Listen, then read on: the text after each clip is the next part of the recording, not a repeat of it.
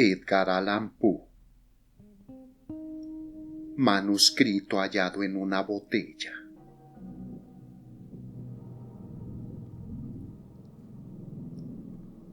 Sobre mi país y mi familia tengo poco que decir. Un trato injusto y el paso de los años me han alejado de uno y malquistado con la otra. Mi patrimonio me permitió recibir una educación poco común y una inclinación contemplativa permitió que convirtiera en metódicos los conocimientos diligentemente adquiridos en tempranos estudios. Pero por sobre todas las cosas, me proporcionaba gran placer el estudio de los moralistas alemanes. No por una desatinada admiración a su elocuente locura, sino por la facilidad con que mis rígidos hábitos mentales me permitían detectar sus falsedades. A menudo se me ha reprochado la aridez de mi talento. La falta de imaginación se me ha imputado como un crimen. Y el escepticismo de mis opiniones me ha hecho notorio en todo momento. En realidad, temo que una fuerte inclinación por la filosofía física haya teñido mi mente con un error muy común en esta época. Hablo de la costumbre de referir sucesos, aun los menos susceptibles de dicha referencia, a los principios de esa disciplina. En definitiva, no creo que nadie haya menos propenso que yo a alejarse de los severos límites de la verdad, dejándose llevar por el ignis fatui de la superstición. Me ha parecido conveniente sentar esta premisa para que la historia increíble que debo narrar no sea considerada al desvarío de una imaginación desbocada, sino la experiencia auténtica de una mente para quien los ensueños de la fantasía han sido letra muerta y nulidad. Después de muchos años de viajar por el extranjero, en el año 1800, me embarqué en el puerto de Batavia, en la próspera y populosa isla de Java, en un crucero por el archipiélago de las Islas Sonda. Iba en calidad de pasajero, solo inducido por una especie de nerviosa inquietud que me acosaba como un espíritu malévolo. Nuestro hermoso navío de unas 400 toneladas había sido construido en Bombay en madera de teca de Malabar con remaches de cobre. Transportaba una carga de algodón en rama y aceite de las Islas Laquévidas. También llevábamos a bordo fibra de corteza de coco, azúcar morena de las Islas Orientales, manteca clarificada de leche de búfalo, granos de cacao y algunos cajones de opio. La carga había sido mal estibada y el barco escoraba. Zarpamos apenas impulsados por una leve brisa y durante muchos días permanecimos cerca de la costa oriental de Java, sin otro incidente que quebrara la monotonía de nuestro curso que el ocasional encuentro con los pequeños barquitos de 2 mástiles del archipiélago al que nos dirigíamos. Una tarde, apoyado sobre el pasamanos de la borda de popa, vi hacia el noroeste una nube muy singular y aislada. Era notable no solo por su color, sino por ser la primera que veíamos desde nuestra partida de Batavia. La observé con atención hasta la puesta del sol, cuando de repente se extendió hacia este y oeste, ciñendo el horizonte con una angosta franja de vapor y adquiriendo la forma de una larga línea de playa. Pronto atrajo mi atención la coloración de un tono rojo oscuro de la luna y la extraña apariencia del mar. Este sufría una rápida transformación y el agua parecía más transparente que de costumbre. Pese a que alcanzaba a ver claramente el fondo, al echar la sonda comprobé que el barco navegaba a 15 brazas de profundidad. Entonces el aire se puso intolerablemente caluroso y cargado de exhalaciones en espiral, similares a las que surgen del hierro al rojo. A medida que fue cayendo la noche, desapareció todo vestigio de brisa y resultaba imposible concebir una calma mayor. Sobre la toldilla ardía la llama de una vela sin el más imperceptible movimiento, y un largo cabello sostenido entre dos dedos colgaba sin que se advirtiera la menor vibración. Sin embargo, el capitán dijo que no percibía indicación alguna de peligro, pero como navegábamos a la deriva en dirección a la costa, ordenó arriar las velas y echar el ancla. No apostó vigía si la tripulación, compuesta en su mayoría por malayos, se tendió deliberadamente sobre cubierta.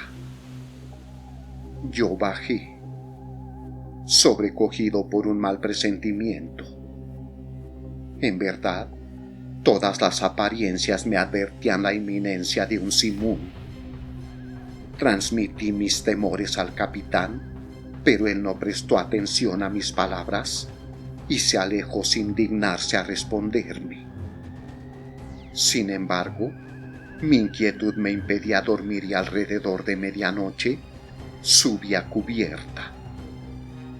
Al apoyar el pie sobre el último peldaño de la escalera de cámara, me sobresaltó un ruido fuerte e intenso, semejante al producido por el giro veloz de la rueda de un molino, y antes de que pudiera averiguar su significado, percibí una vibración en el centro del barco. Instantes después se desplomó sobre nosotros un furioso mar de espuma que, pasando por sobre el puente, barrió la cubierta de proa a popa. La extrema violencia de la ráfaga fue en gran medida la salvación del barco. Aunque totalmente cubierto por el agua, como sus mástiles habían volado por la borda, después de un minuto se enderezó pesadamente, salió a la superficie y luego de vacilar algunos instantes bajo la presión de la tempestad, se enderezó por fin. Me resultaría imposible explicar qué milagro me salvó de la destrucción. Aturdido por el choque del agua, al volver en mí me encontré estrujado entre el mástil de popa y el timón. Me puse de pie con gran dificultad y al mirar mareado a mi alrededor, mi primera impresión fue que nos encontrábamos entre arrecifes. Tan tremendo e inimaginable era el remolino de las olas enormes y llenas de espuma en que estábamos sumidos. Instantes después oí la voz de un anciano sueco que había embarcado poco antes de que el barco zarpara. Lo llamé con todas mis fuerzas y al rato se me acercó tambaleante. No tardamos en descubrir que éramos los únicos sobrevivientes. Con excepción de nosotros, las olas acababan de barrer con todo lo que se hallaba en cubierta. El capitán y los oficiales debían haber muerto mientras dormían, porque los camarotes estaban totalmente anegados. Sin ayuda era poco lo que podíamos hacer por la seguridad del barco, y nos paralizó la convicción de que no tardaríamos en zozobrar. Por cierto que el primer embate del huracán destrozó el cable del ancla, porque de no ser así nos habríamos hundido instantáneamente. Navegábamos a una velocidad tremenda y las olas rompían sobre nosotros. El maderamen de popa estaba hecho añicos y todo el barco había sufrido gravísimas averías. Pero comprobamos con júbilo que las bombas no estaban atascadas y que el lastre no parecía haberse descentrado. La primera ráfaga había amainado y la violencia del viento ya no entrañaba gran peligro. Pero la posibilidad de que cesara por completo nos aterrorizaba, convencidos de que en medio del oleaje siguiente, sin duda moriríamos. Pero no parecía probable que el justificado temor se convirtiera en una pronta realidad.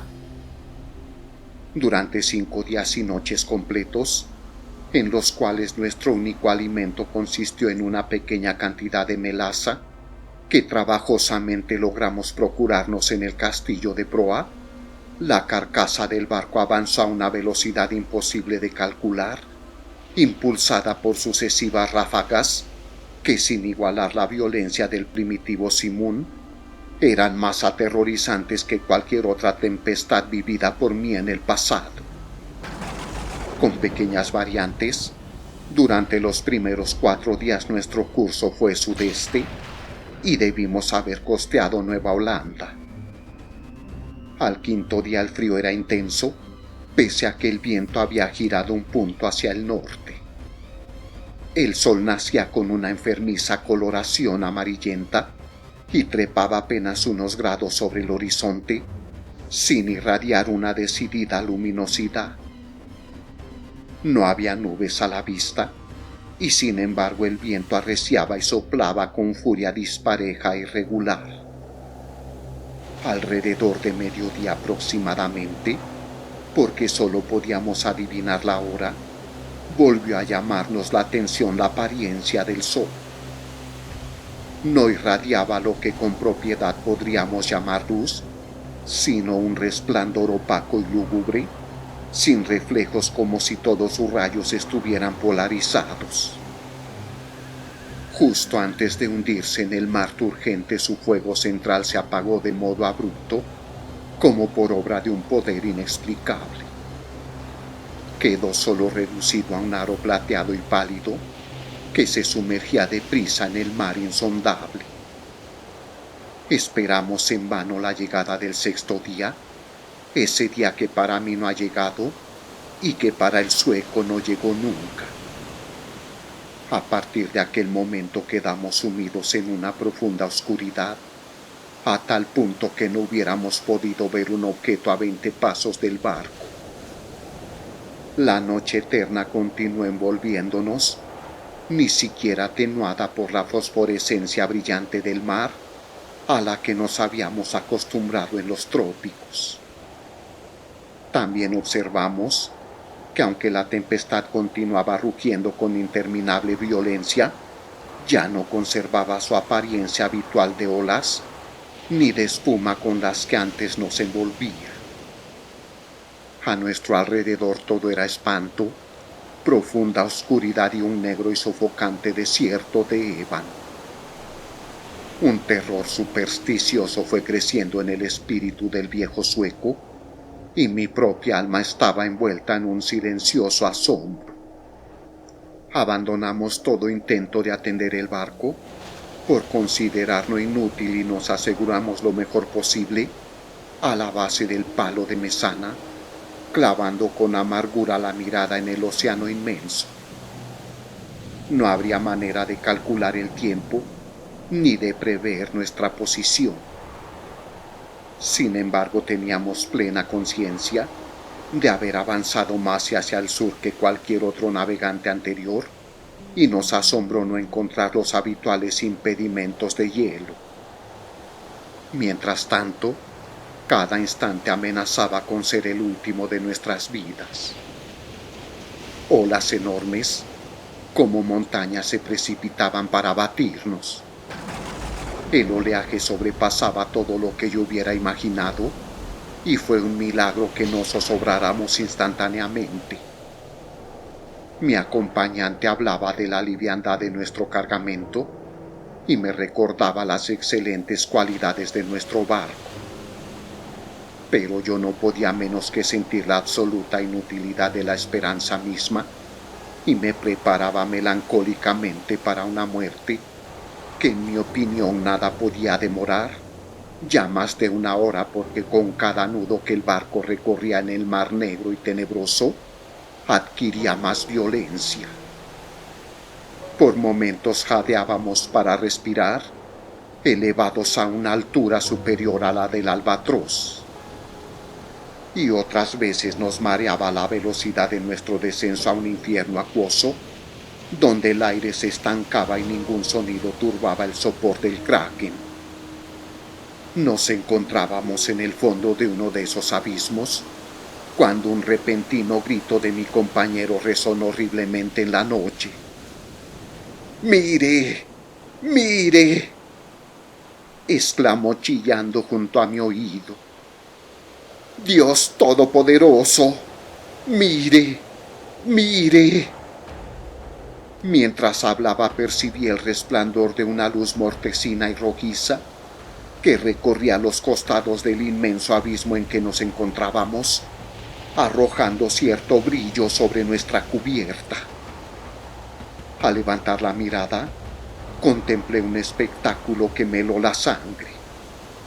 A una altura tremenda, directamente encima de nosotros y al borde mismo del precipicio líquido, flotaba un gigantesco navío de quizá 4.000 toneladas. Pese a estar en la cresta de una ola que lo sobrepasaba más de 100 veces en altura, su tamaño excedía el de cualquier barco de línea o de la Compañía de Islas Orientales. Su enorme casco era de un negro profundo y sucio, y no lo adornaban los acostumbrados mascarones de los navíos. Una sola hilera de cañones de bronce asomaba por las portañolas abiertas, y sus relucientes superficies reflejaban las luces de innumerables linternas de combate que se balanceaban de un lado al otro en las jarcias. Pero lo que más asombro y estupefacción nos provocó fue que en medio de ese mar sobrenatural y de ese huracán ingobernable navegara con todas las velas desplegadas.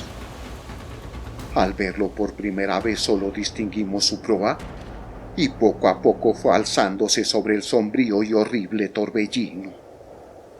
Durante un momento de intenso terror, se detuvo sobre el vertiginoso pináculo, como si contemplara su propia sublimidad. Después se estremeció, vaciló y se precipitó sobre nosotros. En ese instante no sé qué repentino dominio de mí mismo surgió de mi espíritu. A los tropezones retrocedí todo lo que pude hacia popa, y allí esperé sin temor la catástrofe. Nuestro propio barco había abandonado por fin la lucha y se hundía de proa en el mar. En consecuencia, recibió el impacto de la masa descendente en la parte ya sumergida de su estructura, y el resultado inevitable fue que me vi lanzado con violencia irresistible contra los obenques del barco desconocido.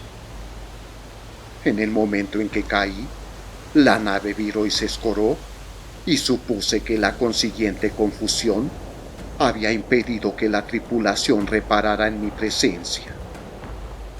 Me dirigí sin dificultad y sin ser visto hasta la escotilla principal, que se encontraba parcialmente abierta, y pronto encontré la oportunidad de ocultarme en la bodega. No podría explicar por qué lo hice. Tal vez el principal motivo haya sido la indefinible sensación de temor que desde el primer instante me provocaron los tripulantes de ese navío. No estaba dispuesto a confiarme a personas que a primera vista me producían una vaga extrañeza, duda y aprensión. Por lo tanto, consideré conveniente encontrar un escondite en la bodega.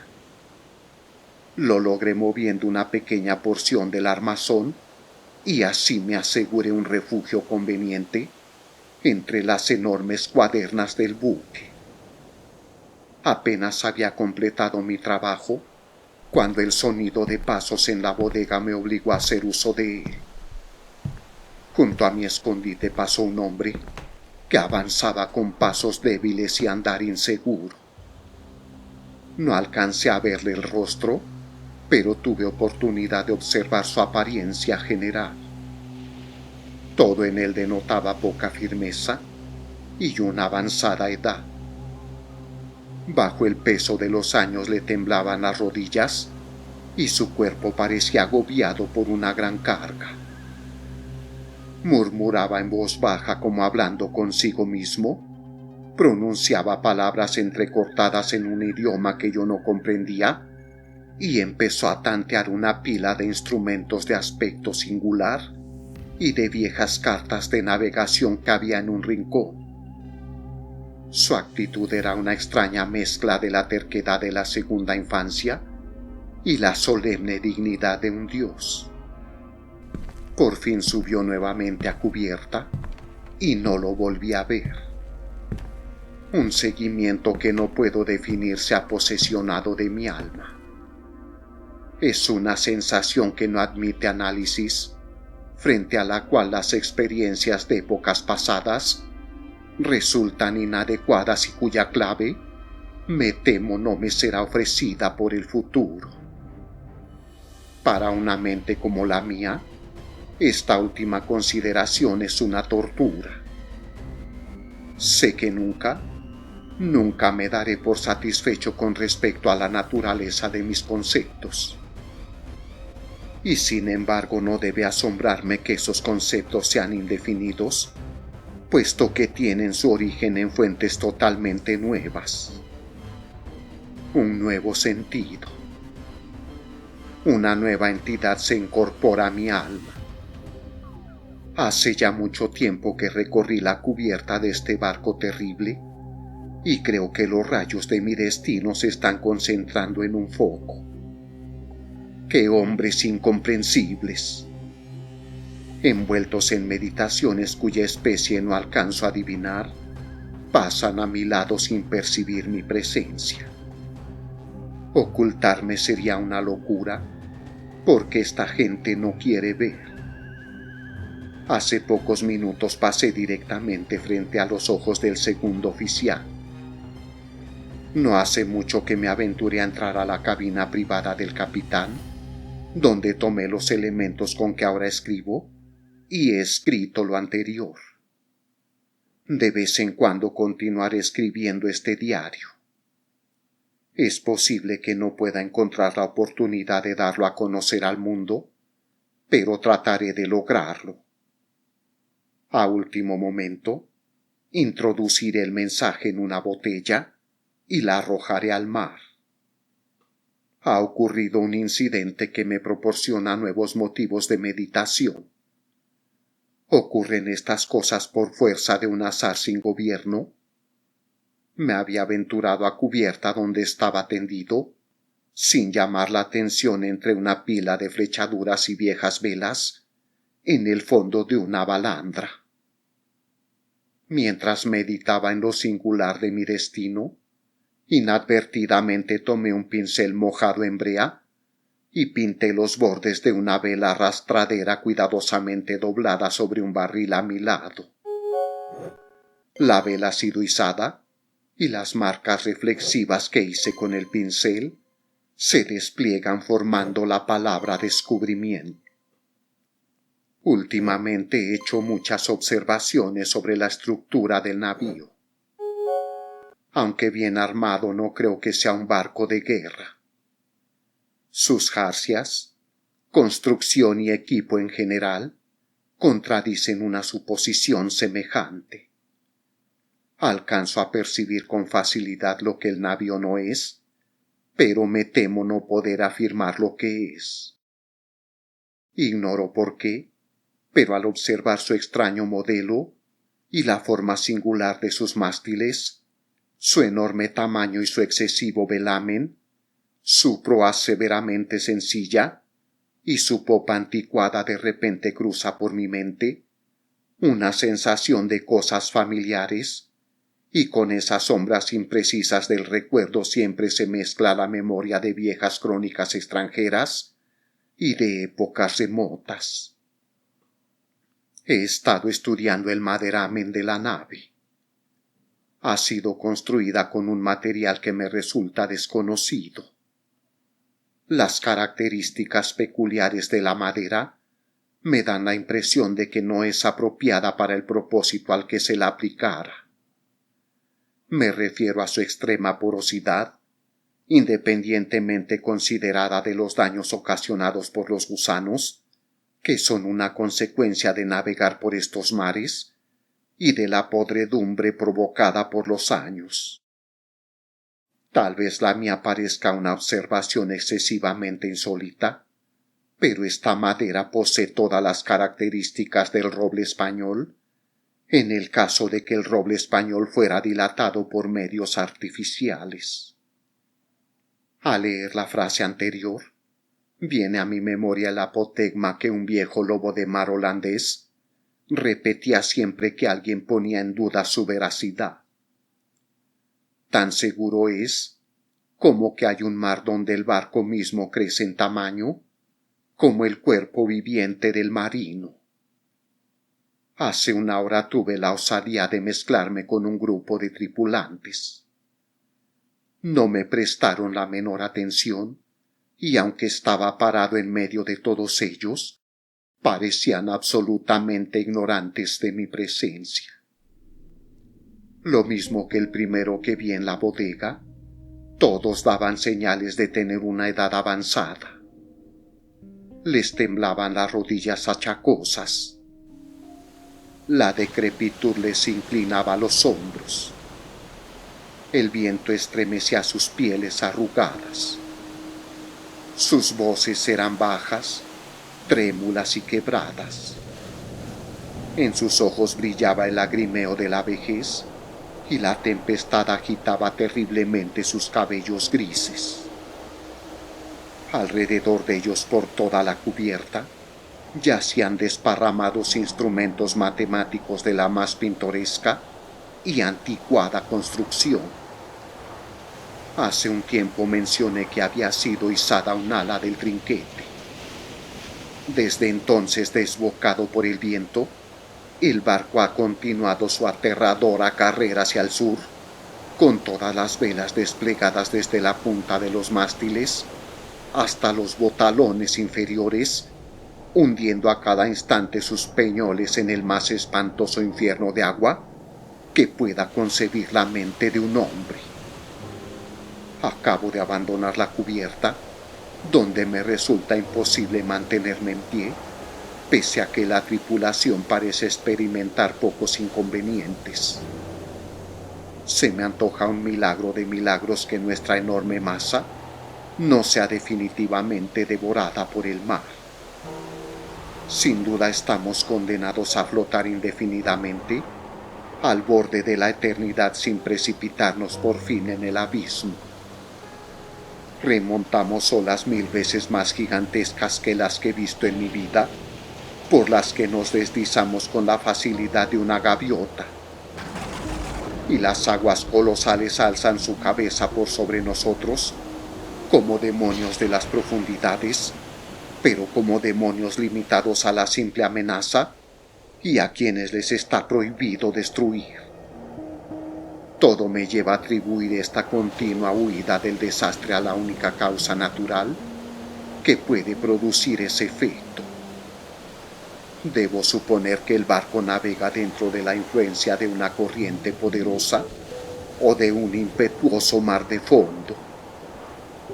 He visto al capitán cara a cara, en su propia cabina, pero tal como esperaba, no me prestó la menor atención. Aunque para un observador casual no haya en su apariencia nada que puede diferenciarlo, en más o menos de un hombre común, al asombro con que lo contemplé, se mezcló un sentimiento de incontenible reverencia y de respeto. Tiene aproximadamente mi estatura, es decir, 5 pies y 8 pulgadas. Su cuerpo es sólido y bien proporcionado, ni robusto ni particularmente notable en ningún sentido. Pero es la singularidad de la expresión que reina en su rostro. Es la intensa, la maravillosa, la emocionada evidencia de una vejez tan absoluta, tan extrema, lo que excita en mi espíritu una sensación, un sentimiento inefable. Su frente, aunque un poco arrugada, parece soportar el sello de una miríada de años. Sus cabellos grises son una historia del pasado, y sus ojos aún más grises son síbilas del futuro. El piso de la cabina estaba cubierto de extraños pliegos de papel unidos entre sí por broches de hierro y de arruinados instrumentos científicos y obsoletas cartas de navegación en desuso. Con la cabeza apoyada en las manos, el capitán contemplaba con mirada inquieta un papel que supuse sería una concesión y que en todo caso llevaba la firma de un monarca. Murmuraba para sí, igual que el primer tripulante a quien vi en la bodega, sílabas obstinadas de un idioma extranjero, y aunque se encontraba muy cerca de mí, su voz parecía llegar a mis oídos desde una milla de distancia. El barco y todo su contenido está impregnado por el espíritu de la vejez. Los tripulantes se deslizan de aquí para allá como fantasmas de siglos ya enterrados. Sus miradas reflejan inquietud y ansiedad, y cuando el extraño resplandor de las linternas de combate ilumina sus dedos, siento lo que no he sentido nunca, pese a haber comerciado la vida entera en antigüedades y absorbido las sombras de columnas caídas en Baalbek, en Tadmor y en Persépolis, hasta que mi propia alma se convirtió en una ruina. Al mirar a mi alrededor, me avergüenzan mis anteriores aprensiones. Si temblé ante la ráfaga que nos ha perseguido hasta ahora, ¿cómo no horrorizarme ante un asalto de viento y mar para definir los cuales las palabras tornado y simón resultan tan triviales e ineficaces? En la vecindad inmediata del navío reina la negrura de la noche eterna y un caos de agua sin espuma.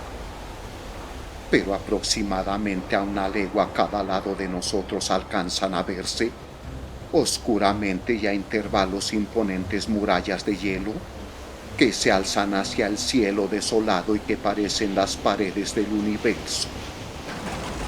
Como imaginaba, el barco sin duda está en una corriente, si así se puede llamar con propiedad a una marea que aullando y chillando entre las blancas paredes de hielo, se precipita hacia el sur con la velocidad con que cae una catarata. Presumo que es absolutamente imposible concebir el horror de mis sensaciones. Sin embargo, la curiosidad por penetrar en los misterios de estas regiones horribles predomina sobre mi desesperación y me reconciliará con la más odiosa apariencia de la muerte. Es evidente que nos precipitamos hacia algún conocimiento apasionante, un secreto imposible de compartir, cuyo descubrimiento lleva en sí la destrucción. Tal vez esta corriente nos conduzca hacia el mismo polo sur. Debo confesar que una suposición en apariencia tan extravagante tiene todas las probabilidades a su favor. La tripulación recorre la cubierta con pasos inquietos y trémulos, pero en sus semblantes la ansiedad de la esperanza supera la apatía de la desesperación. Mientras tanto, seguimos navegando con viento de popa y como llevamos todas las velas desplegadas, por momentos el barco se eleva por sobre el mar. ¡Oh, horror de horrores! De repente el hielo se abre a derecha e izquierda y giramos vertiginosamente en inmensos círculos concéntricos, rodeando una y otra vez los bordes de un gigantesco anfiteatro, el ápice de cuyas paredes se pierde en la oscuridad y la distancia. Pero me queda poco tiempo para meditar en mi destino. Los círculos se estrechan con rapidez. Nos precipitamos furiosamente en la vorágine, y entre el rugir, el aullar y el atronar del océano y de la tempestad el barco trepida. ¡Oh Dios! Y se hunde.